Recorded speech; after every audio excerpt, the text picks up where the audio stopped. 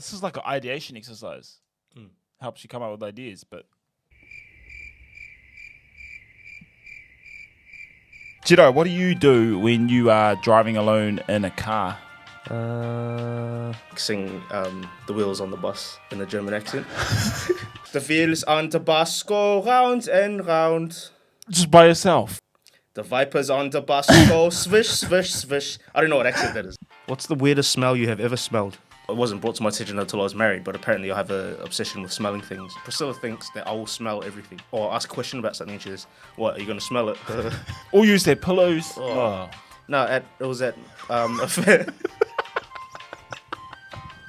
Majority of my eyes do this, right? And I saw the room where they keep all the mattresses. So I already knew about that. And then I saw the pillows. I didn't understand because I was like, everyone chucked their pillows and now they all got to find it when it's bedtime. She told me, no, you just grab any pillow. Oh, did you think that everyone put their pillow back and went and found their same pillow? I thought there's no other explanation as to why all these pillows are in there. People aren't going to use just a random pillow. You've never scratched your head and smelled your fingers? No, I haven't. See, that's great. Like you wouldn't. But it's my head. I don't scratch other people's heads. But you wouldn't go and to use someone's pillow. Yeah, because that's someone's pillow. I can smell my own head.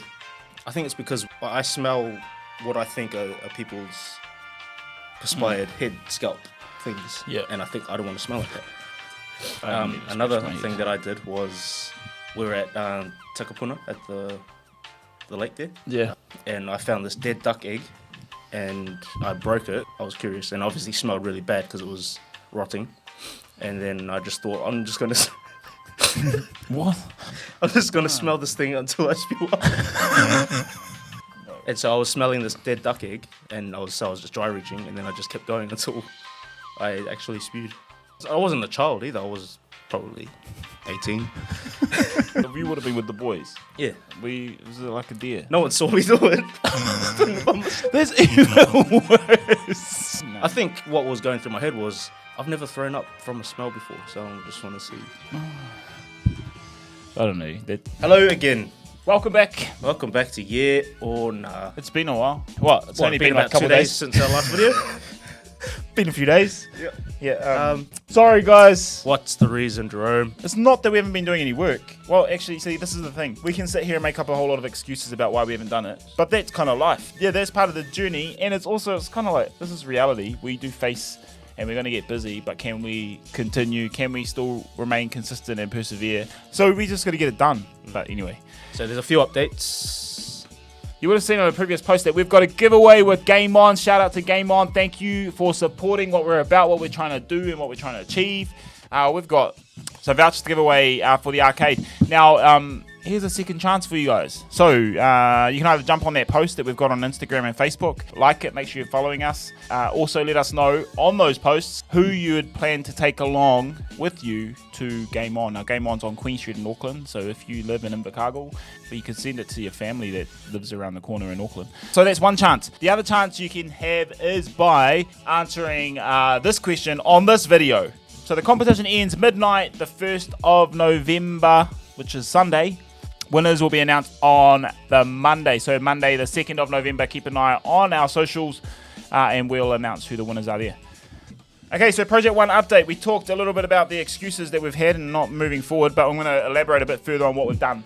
Part of the reason why we believe that some businesses find it a bit hard is because they often define the wrong problem. When you're creating a business, you want to create a solution or a service or a product that kind of meets the problem. So part of the journey that we've been on over the last couple of weeks is making sure that our problem is clearly defined, asking ourselves why. So there's an exercise you go through once you say that this is the problem that our business solves. You then ask yourself why is that the case. Confirmation bias often quite relevant when we're talking about defining the problem, because we'll come up with a problem and then a confirmation bias is where you have the tendency to find information that supports your idea, your beliefs, your values, or your problem in that sense, to find things that support the problem that you've already decided on. And so you're going to look for things that are going to help reinforce the fact that you think that this is a problem, when in fact it may not be a problem, because you may not have checked with your audience or with your potential customers. So there's been a lot of work going on behind the scenes to sanity check the problem that we're trying to solve and make sure that it is a legitimate problem. We've also been working on customer segment. So that's about defining who we actually are going to be targeting, who's going to take our product to market, who's going to be the first person that we approach and say, hey, look, this is what we're doing. We think this will be awesome for you. This is what sort of benefit you're going to get out of it. So who are those people? We want to find people that are going to shout it from the rooftops, kind of be that early adopter of our product and be the influencers of getting it out to the wider market. So been a bit of definition of our customer segment, bit of working through our problems, bit of looking at our path to market, and then also looking at our costs, our setup costs, looking at sourcing materials, how much is that going to be. What we've realized is that we need to work out our path to market to understand what those sort of startup capital costs would be.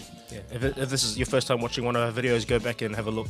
Some of the things that Jerome has been talking about will make more sense. Yeah. Some of the terms and phrases are explained in our older videos. Okay, over to project 2 now. The original plan or the idea was to attempt to make a viral video. Nothing new. Someone's probably done it, made a video about this, but the idea came from watching my kid, my 2-year-old, watch Baby Shark. Be obsessed with Baby Shark. 1,000,000 times a day. Anyway, the new angle is to approach this as a case study to help us adjust what we do in the future. Quickly, what we realized and what we sort of already knew is that attempting to create a viral video usually doesn't work. Yeah. It's not the first time that we've made content for the internet. It's one of those things where you think, man, this content would go viral, and then 2 views later. Yeah, or even 5,000 views later. That's cool, but it's not viral. Well, viral is that exponential growth. We want that kind of, how do you get that? It's a bit of chance. So let's do some more research. Yeah, so that's the reason for changing tact on it. So let's look at some stats. Because Baby Shark was the inspiration for this, Baby Shark has over 4 billion views across different platforms. The Pink Fong YouTube channel has a net worth of 55 million. They have made approximately $125 million from Baby Shark alone.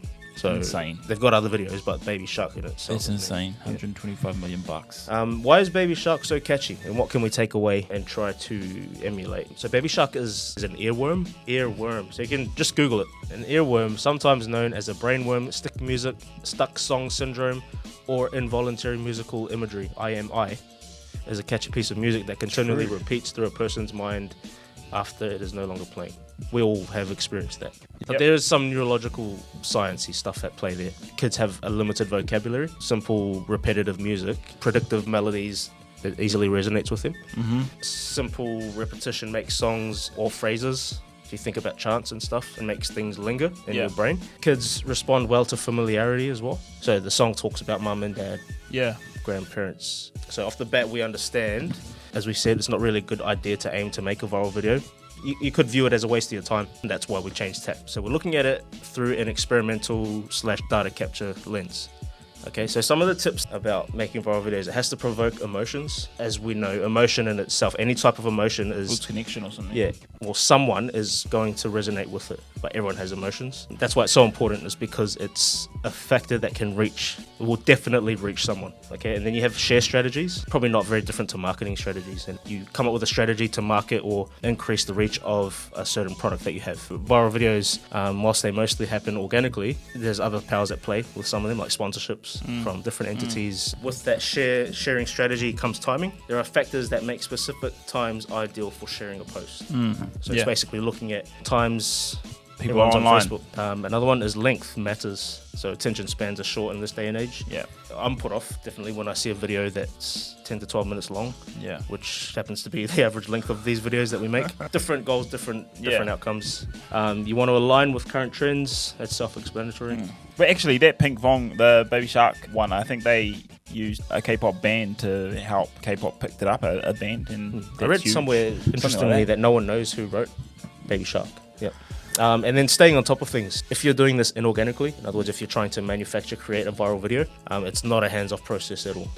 What you want to be doing is obviously utilizing your sharing strategies and your networks, but then once you've posted it, you monitor engagement, interacting with audiences, being available and open to anyone anyone who's keen to buy into it. Yeah. So we're sort of going along the lines of that still a children's video, but taking into account all these different things, changing tact as well from what we originally set out to do. So cool. So that's the updates. The good thing about GameOnNZ is about going through the process of trying out various projects and deciding whether or not yeah or nah, should we carry on with the stuff? But yeah, that's us for another video. We hope you're enjoying them. Let us know in the comments what your thoughts are, but don't forget their giveaway as well. Sweet. Good times. Goodbye. Te wā.